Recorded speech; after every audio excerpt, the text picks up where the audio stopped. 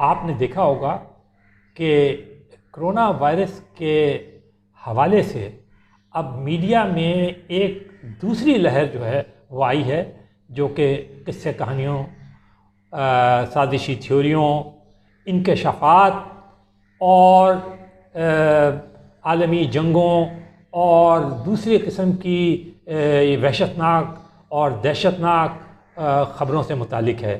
لیکن اگر آپ ان کی سب کی بنیاد اٹھا کر دیکھیں تو آپ کو پتہ چلے گا کہ سب کی بنیاد ایک ہی ہے، اور وہ یہ ہے کہ کرونا وائرس در حقیقت کوئی بیماری نہیں ہے، بلکہ یہ کوئی سازش ہے،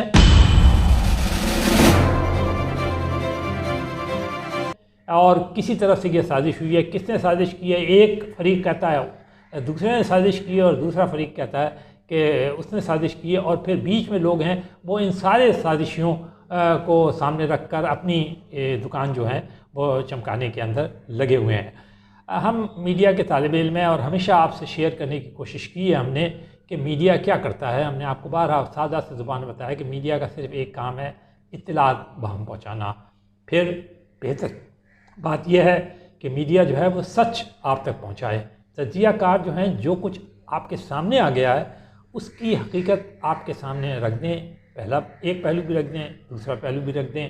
ہو سکتا ہے ایک صاحب جو ہیں وہ ایک ہی پہلو رکھیں اور دوسرے صاحب دوسرا پہلو، لیکن آپ کے سامنے سارے پہلو آ جانے چاہیے اگر آپ ایک اچھے ویور یا سننے والے ہیں یا مطالعہ کرنے والے ہیں۔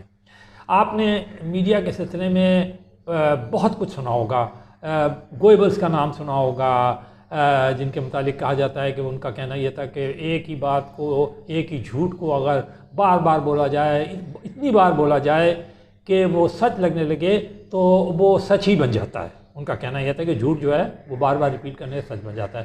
پھر اس کے بعد آپ نے پروپیگنڈا وارفیئر کے بارے میں سنا ہوگا کہ کس طرح پروپیگنڈا، انہوں نے اس میں یہ بتایا گیا کہ یہ جو پروپیگنڈا وارفیئر ہے یہ دوسری عالمی جنگ میں بہت کامیاب رہا، اس نے قوموں کو تباہ کر دیا اور شکست دینے میں بڑا کردار ادا کیا۔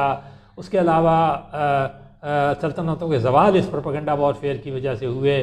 پھر تیسرا آپ نے آج کل ایک اور باتیں سنی ہوں گی کہ جناب یہ تیسری جنریشن، چوتھی جنریشن، ففتھ جنریشن اور سکس جنریشن وارفیئر ہے۔ پھر آپ نے ہائیبریڈ وارفیئر کا نام سنا ہوگا، اور ایسی اس قسم کی بہت ساری تھیوریاں جو آتی ہیں، ان میں سے بہت تھیوری پہ ریسرچ اسکالرز ہیں میڈیا کے باقاعدہ اس کے اوپر تحقیق کر رہے ہیں، اور اس میں بھی کوئی شک نہیں کہ ان میں سے بہت ساری جو تھیوریز ہیں ان کے اوپر عملی شکل بھی اختیار کرنے کی کوشش کی جا رہی ہے۔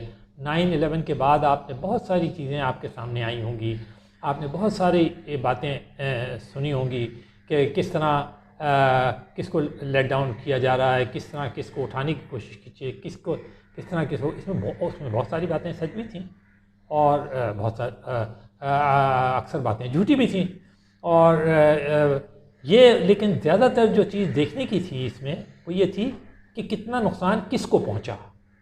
کیا ان کو پہنچا جو کہ جن کے متعلق یہ سازشی تھیوریز بیان کی جا رہی تھی، اور جن کے زوال، جن کی تباہی، جن کے ختم ہونے کی پریڈکشنز کی جا رہی تھی، یا ان کو پہنچا جو کہ پہلے ہی نقصان اٹھا رہے تھے، پہلے ہی تکلیف میں تھے، پہلے ہی پسماندگی کے اندر تھے، پہلے ہی غربت اور جہالت کے اندھیروں میں ڈوبے ہوئے تھے۔ تو یہ چیزیں بہت غور کرنے کی ہیں۔ اب آج ہم کرونا وائرس کے حوالے سے بات کریں گے۔ جیسے ہم نے بتایا کہ ایک سیلاب پہلا آیا تھا، اس کے اندر بہت ساری باتیں بتائی گئی تھیں، مشورے دیے گئے تھے، یہ کر لیں، وہ کر لیں، یہ کھا لیں، وہ پی لیں، یہ دوائی لے لیں، وہ دوائی لے لیں۔ اب ایک اور سیلاب آیا ہوا ہے، اس میں انکشافات ہو رہے ہیں۔ کبھی یہ بتایا جاتا ہے کہ ویکسین ایجاد ہو گیا، کبھی یہ بتایا جاتا ہے کہ فلانی وہ تحقیق سے پتہ چلا کہ کرونا جو ہے وہ کوئی چیز نہیں ہے۔ پھر آپ کے سامنے آتا ہے کہ کسی اور ملک کے کسی لیڈر نے یا کسی سائنسدان نے یا کسی خود ساختہ ماہر نے یہ بتایا ہے کہ اس کی کچھ اور حقیقت ہے جو کہ وہ حقیقت نہیں ہے۔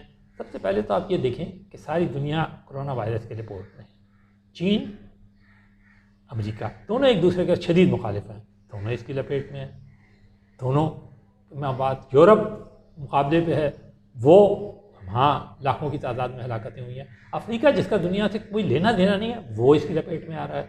جنوبی ایشیا میں پاکستان، بھارت دونوں ایک دوسرے کے شدید مخالف ہیں، دونوں اس کی شدید لپیٹ میں ہیں۔ اسی طرح نیوٹرل کنٹریز ہیں جن کا کسی سے کچھ لینا نہیں، وہ شدید لپیٹ میں ہیں۔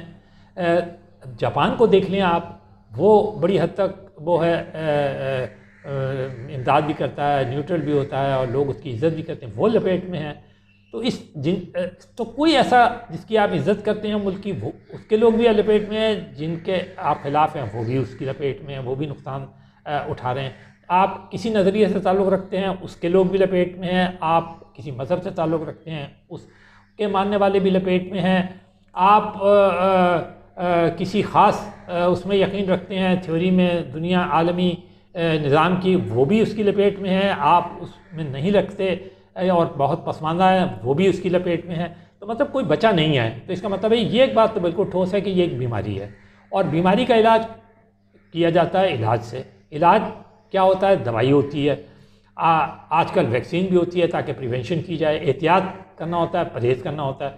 تو اس کا مطلب ہے سب سے زیادہ جو باتیں قابل ہیں سننے کے، جن کی قابل توجہ ہیں، وہ لوگ جو ہیں وہ ڈاکٹر ہیں، وہ سائنٹسٹ جو کہ اس کے اندر مشغول ہیں، اور وہ ریسرچ اسکالرز جو اس کے سلسلے میں کام کر رہے ہیں کہ کوئی ویکسین ایجاد کر لیں، کوئی دوائی ایجاد کر لیں، وہ تمام لوگ جو ہیں وہ اس کے، اور پھر وہ لوگ بھی قابل توجہ ہیں، ان کی بات بھی سننی چاہیے جنہوں نے اپنے مختلف اقدامات سے ان پہ قابو پایا۔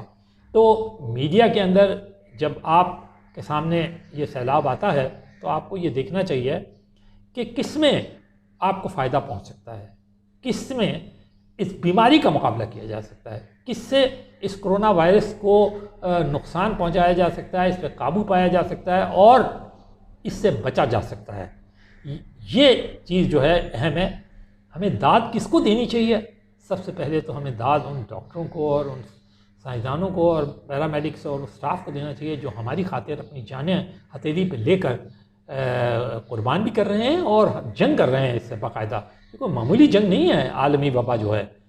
دوسری بات یہ ہے کہ ہمیں ان سائنسدانوں کو خراج تحسین پیش کرنا چاہیے جو رات دن ہماری، ان کی بات سننی چاہیے غور سے، ان کی طرف ہمارے کان ہونے چاہیے، ان کی باتوں کی طرف ہماری نگاہیں ہونی چاہیے کہ وہ کیا کرنے کے لیے جا رہے ہیں، کس طرح وہ ہماری بھلائی کے لیے، ہماری علاج کے لیے کوئی چیزیں سامنے لا رہے ہیں۔ تو ہمارا فوکس یہ ہونا چاہیے۔ پھر ہمارے ان حکمرانوں کی طرف، ان ماہرین کی طرف اور ان لوگوں کی طرف ہونا چاہیے جو ہمارے کو احتیاط بتاتے ہیں، جو ہمیں یہ بتاتے ہیں کہ کس طرح اس سے بچا جائے ان تدابیر سے کو اختیار کر کے۔ یہ ساری چیزیں جو ہیں، یہ اگر میڈیا کے ذریعے آپ تک پہنچتی ہیں تو یہ سب قابل توجہ ہیں۔ باقی وہ جیسے پہلے ہم نے کہا تھا، دیکھ لیں، سن لیں، پڑھ لیں اور بھول جائیں۔